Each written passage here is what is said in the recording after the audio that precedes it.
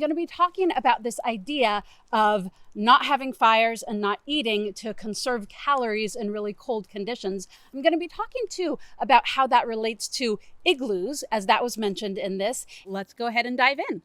We get to see some of the fruit leather that we saw Karie Lee making earlier. And it says that a whole quart of bunch berries is about 384 calories. So she's excited to have this food she can carry around with her. It's still nowhere near a full day's amount of food. And I'm guessing that she isn't eating a whole quart's worth of berries a day. But again, mentally, emotionally, knowing that you have it is a big deal.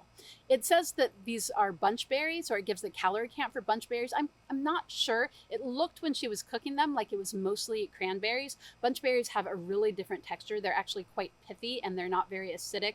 Well, they're not acidic at all, and they're not sweet. So cranberries have a different look and feel. So curious what proportion of the different berries she made with her leather. I'm guessing that it's a mix of everything, which would be a good idea because then you're getting a nice nutrient profile and a lot of different flavors in there. Please remember to subscribe to my channel, to hit like, and hit the notifications bell if you'd like to be notified of when my videos come out. Also, as always, check out my Patreon. So many great benefits, including a lot of Q&A and real interactions about the alone seasons. Lots coming up for the frozen season. Once it's getting consistently cold and there's snow on the ground regularly, this is definitely going to be the time when bears are going into hibernation. So I think it's less likely that any of these folks are going to be seeing black bears at this time of year. Of course, polar bears is a different matter, but polar bears, it's going to take sea ice for those to reach this area. So still a little early for polar bears, a little late for black bears. Karie is having a hard time maintaining her trap line and even seeing her traps in the snow. Definitely an issue out there. Maintaining a trap line in the snow has its advantages and its challenges because, of course, when you have snow, then you can see the tracks, so you're much more likely to know where the animals are passing, where the natural funnel points are, and be able to set up that snare. And ideally, if you have a little bit of snow coming in, then it's going to cover your tracks and your disturbance. So that's ideal. But a lot of snow, of course, is going to be burying your traps. Also, if it's a wet snow like this, then it's going to be getting in the loop and freezing potentially. So it's going to be keeping those snare loops from closing easily. So trapping in snowy conditions, definitely hard. And Karie says, I'm not sure that it's worth trapping squirrels anymore. And I have to agree with her. Squirrels are not that many calories. I think we see something in the 300 to 500 range given in this episode in the calorie count for a squirrel. That's not much, and she's probably burning more than that, and she's not getting squirrels very often. So more often than not, she's probably burning a lot more calories than she's getting from that trap line. Trapping squirrels is really different than trapping snowshoe hares. They're a lot bigger. There's a lot more food in each one, so it's worth the effort. But squirrels, I'm with her. I don't really think it's worth the effort, and I think probably closing up some of those snares, pulling them, is probably the best thing for her at this point. I love Juan Pablo's quote here saying, they say there's no such thing as bad weather, but look at today. Today is an exception because it is wet, cold, and windy as heck. I'm gonna agree with him. There is such a thing as bad weather, and we're looking at it right there. Great view of it hitting that clear window. I talked about this before. The clear window is definitely going to be letting out more heat, but considering that his whole shelter is uninsulated, the window is bringing in light, and for the mental, emotional well-being, both to be able to see what's happening in the world outside and have light in your shelter is huge. So I think that in his case, it's awesome to have windows in your shelter. We see Karie giving up on the idea of a cob stove and chimney. And I'm really concerned about Karie's shelter because dang, there is so much open air space. I mean, it is really leaky. So that whole space where she was hoping to shore up with the chimney, there's now air coming right through it. And given that driving wind and that wet snow, she's probably getting a lot of moisture and driven wind and snow into her shelter. And also it's just sucking the heat out. So she has let go of the idea of some kind of ceiling for those walls. But of course, now she's in this quandary where how is the smoke going to get out? So she has to leave an area open or else smoke herself out, but then she's losing a ton of heat. So yeah, it's looking rough. At one point I had said, I think Karie's shelter, depending on how she does the fire and the opening, could be the best shelter on this season so far. But she didn't manage to get it well sealed or to get a really functional fireplace in there. So given that, I don't think anybody's shelter who's still out there is really all that awesome a shelter. I think that Adam and Tom's, although Tom's wasn't quite finished, were actually much more sound shelters structurally. Other issues took them out, of course, but this just kind of goes to show that it's not all about the shelter, right? The shelters are huge, really important, really helpful, but all of these folks are managing with what I would say aren't the most wonderful shelters in the world. So there's a lot that goes into who makes it long term. And mental, emotional, we're starting to see really coming forward. Teimojin's body is given out more and more, but his will, his looking forward to Thanksgiving, his believing in the magic of the land, where when he wishes on the wishbone, it's going to give him protein, his desire to really not just make his mom proud of him, but be able to be in a position to really help her. All of these things are what's keeping Teimojin going. Juan Pablo talks about what a big deal it would be if your shelter collapsed and just sitting in there in that not enormously structurally sound shelter, listening to those winds and having the heavy snow falling on it. Yeah, I can understand why he's thinking about how much it would suck for your shelter collapse, right? It would definitely be a big deal. I really love seeing Juan Pablo's mental emotional process and just all of the thought spirals that he has, because he doesn't have anything else going on, right? He's going in, he's drinking water, but he's not eating. He's not trying to get more food. He's not building fires, right? That is a lot of time to take up with your mental spinning.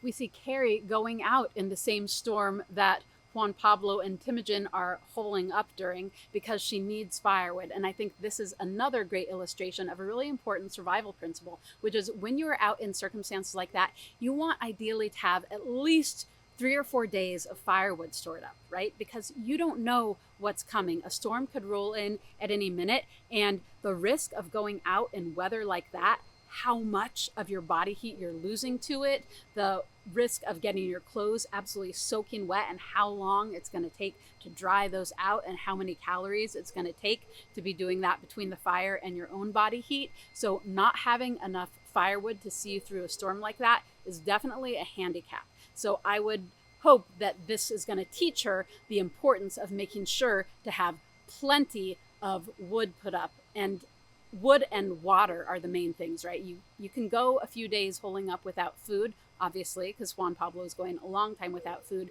but you got to have water. In their situation, there's wet snow all over the place, so water, not so much an issue. But firewood, she's definitely working harder than she ought to be in conditions she shouldn't be out in to get that firewood in. This wind is clearly pretty intense. This is a heck of a storm they're going through out there, and you can hear all of them talking about it driving the weather into their shelters. So all of them have some leaky issues to deal with, which probably under normal non-stormy conditions aren't that big a deal. But as soon as those winds pick up, those cyclonic winds driving from every direction, yeah, you're going to be very, very aware of every leaky spot. So Teimojin's door, Juan Pablo, where he has just boughs on either end, Karie having all of those open spots. I'm concerned for these guys and keeping their gear and their clothing and their persons dry.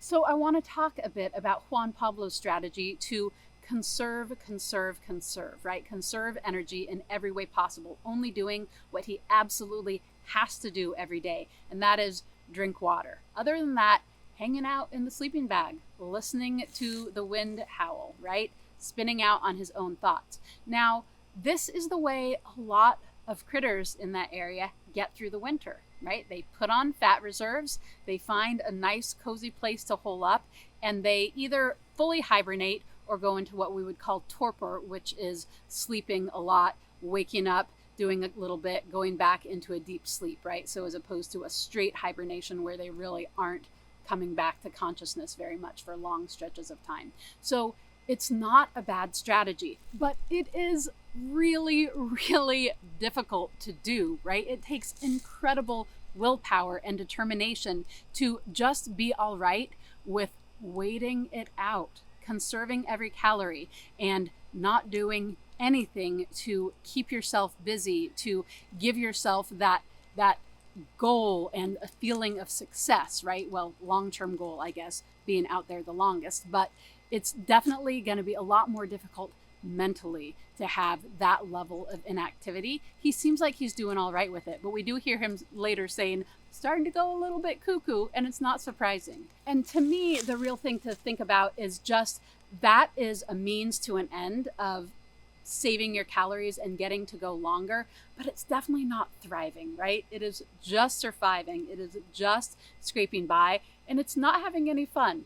But Juan Pablo is clearly very determined. He has very specific goals. Some of the others, well, particularly Karie, really talks about being out there for the experience, for the connection, for the satisfaction. Juan Pablo, I don't think he's getting much satisfaction, right? But he is dead set on that goal, and he is willing to sacrifice everything else and all of the enjoyment in the moment to get there.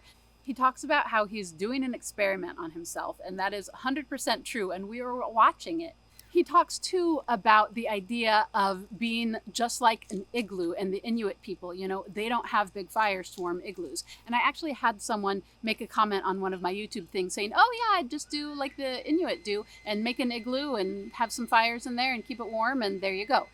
Juan Pablo is right that igloos are not designed for fires, right? That's definitely an Inuit strategy, putting on a lot of weight, storing some fat, and building a structure that is not meant to be warm and cozy, right? It's meant for pulling up in your nice warm fur parkas and doing a lot of sleeping, storytelling, singing, and really, really doing similar to the animals do, just getting through the winter until the time when it makes more sense to be more active again.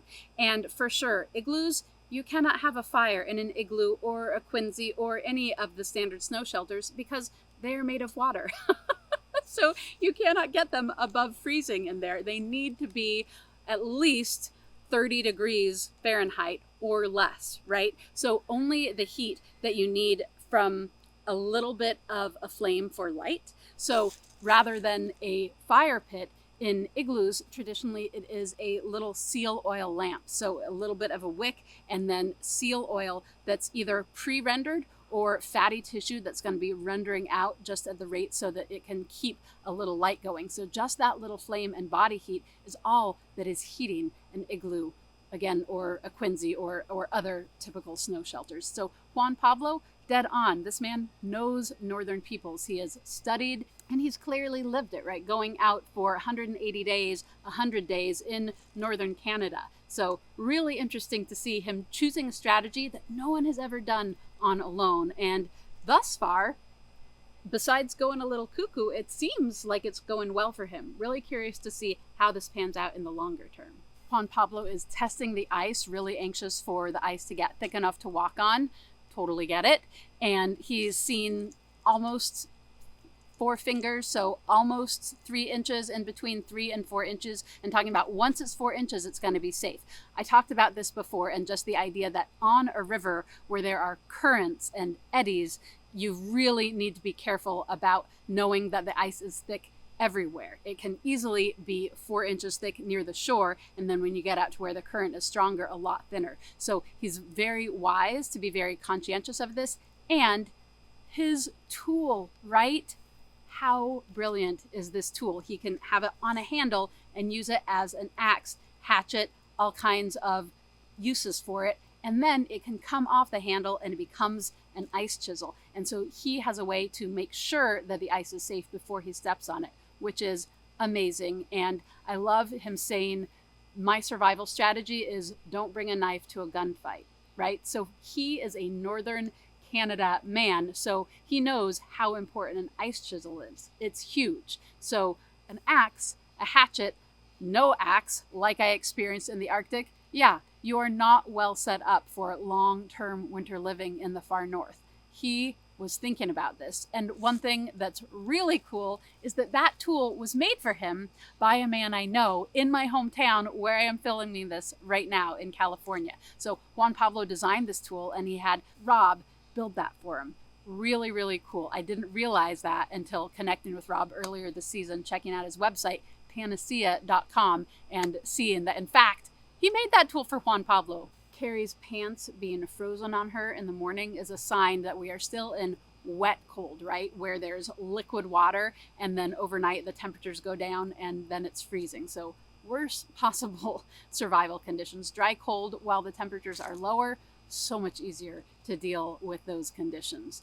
Karie Lee talks about her history with adrenal fatigue, and I know Karie Lee. We've known each other for a long time, and I remember when she was first going through her adrenal fatigue, and it changed my life. I had two friends, both of whom were 10 to 15 years older than me, both of whom were experiencing adrenal fatigue at the same time, and I had a lot in common with these women. I am also a person who has a lot of energy, a lot of drive. I tend to go, and I don't slow down until my body makes me an injury or an illness or something like that.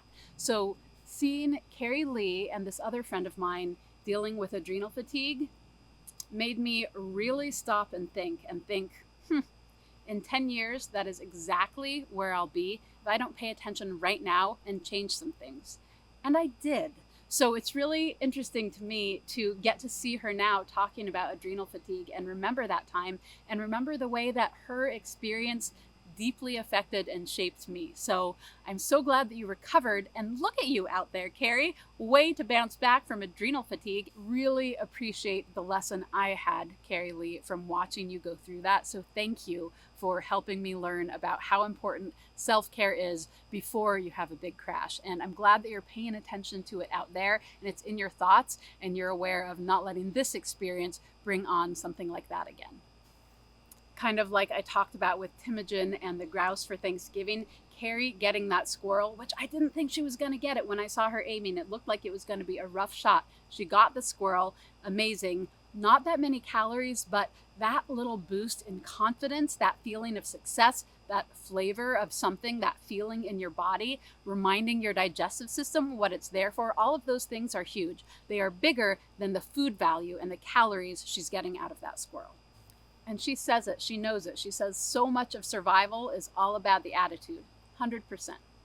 Juan Pablo, so right, that Footcare is really huge in survival situations, and it's something that a lot of people don't think about. Feet are easy to ignore, right? They're in boots or socks most of the time. We don't tend to look at them that much, but they're the one thing that the entire rest of your body depends on to be able to get around and do things. So Footcare, huge. Every single day in the Arctic, I was pulling off my socks right down to the bare feet and drying my feet 100%, drying and warming them over the fire. I had about 3 days that I skipped because I had really long thigh-high socks and it was too hard to get those out without taking off all of my clothes, my long underwear and what have you. And so I went 3 days without doing that. And within a few days, all of the skin on my feet started peeling off. It was dramatic. I ended up cutting the feet off of those long socks and wearing them as leg warmers because I realized, no way, I am not ever gonna go without drying my feet, bare feet to the skin every single night out here. I learned my lesson, 100% with you, JP, and hope you went and got that pedicure eventually. Teimojin becomes one of the broken tooth on a loan club. That's a pretty good one, right on that front tooth there. We see this. This is a common thing. It happened to me. I broke a tooth on a squirrel bone in the Arctic as well. Happened to Megan on season 3. It's what took her out because her tooth was so cracked it started to expose the nerve. It was a big issue. Really common to have tooth issues. Dave Nisha also had his teeth getting kind of loose in the gums because when our body is deprived of minerals, it takes them from wherever it can get them, including our bones and our teeth. So our teeth become more fragile out there. And of course, we're also doing things with them that we aren't necessarily doing in our normal lives, right? Gnawing on bones, particularly small bones that can kind of wedge into the teeth, the spaces between the teeth. So I actually found that small bones were more likely to crack a tooth than larger bones because they just get into the crevices and exert those pressures. So nice little souvenir from your time in Labrador, Teimojin. I hope it's not too big an issue. Maybe it'll make it easier to get a nice bite out of a big juicy apple in the future. We then see him deciding, you know what? I'm not going to wait till Thanksgiving. I'm going to eat this grouse now. This feels important. And again, the boost physically, mentally, emotionally that food is out there. And the way that food seems so much more significant than just the calories, because he talks about, I'm going to get a good meal out of this. But then on the screen, we can see that it's 450 calories, which is still nowhere near his daily requirement, but it's what sees him through, right? Having that, feeling that in his body gives him the strength to keep pushing. And that's where we leave this episode. Everyone is still out there.